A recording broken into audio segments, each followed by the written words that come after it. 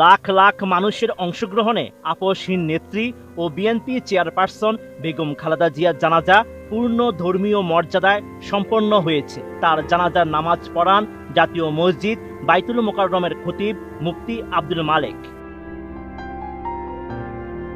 ৩১ December মানিক মিয়া এভিনিউতে বিকেল ৩টা ৩ খালেদা জিয়ার জানাজা শুরু হয়। বিকেল ৩টা ৫ জানাজা সম্পন্ন হয়। এ সময় খালেদা জিয়ার জানাজায় রাষ্ট্রপতি মোহাম্মদ শাহাবুদ্দিন, প্রধান উপদেষ্টা ডক্টর মোহাম্মদ ইউনুস, প্রধান বিচারপতি জুবায়ের রহমান চৌধুরী, ৩ বাহিনীর প্রধানগণ, উপদেষ্টা পরিষদের সদস্যরা, বিভিন্ন দেশের প্রতিনিধি ও রাষ্ট্রদূতরা, বিএনপি ভারপ্রাপ্ত চেয়ারম্যান তারেক রহমান ও শীর্ষ নেতৃবৃন্দ এবং বিভিন্ন রাজনৈতিক দলের প্রতিনিধিরা উপস্থিত ছিলেন।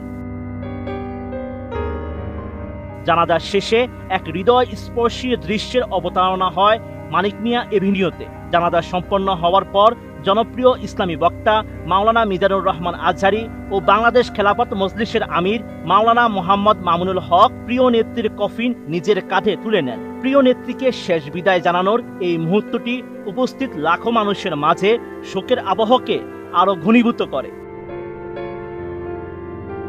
প্রিয় নেত্রীর স্মৃতিচারণা করে বক্তব্য দেন বিএনপির স্থায়ী কমিটির সদস্য নজরুল ইসলাম খান। তিনি জানান, দেশনেত্রী খালেদা জিয়ার রাজনীতিতে আসা ছিল আকস্মিক, কিন্তু দেশের প্রয়োজনে বিএনপির চেয়ারপারসন বেগম খালেদা জিয়া ছিলেন অপরিহার্য। দেশনেত্রী বেগম খালেদা জিয়ার রাজনীতিতে আগমন ছিল আকস্মিক, কিন্তু দেশের প্রয়োজনে তা ছিল অনিবার্য। এ সময় লিখিত বক্তব্যে খালেদা জিয়ার জন্ম, পারিবারিক পরিস্থিতি, শহীদ প্রেসিডেন্ট জিয়াউর রহমানের সঙ্গে বিবাহ বন্ধনে আবদ্ধ হওয়া, রাজনীতিতে উঠে আসা সহ বিভিন্ন তথ্য তুলে ধরেন নজরুল ইসলাম খান। এরপর খালেদা জিয়ার ছেলে ও বিএনপির ভারপ্রাপ্ত চেয়ারম্যান তারেক রহমান মা খালেদা জিয়ার পক্ষে ক্ষমা চেয়ে নেন এবং মরহুমা যেন বেহেশতবাসী হন সেজন্য সবাইকে দোয়া করার অনুরোধ জানান।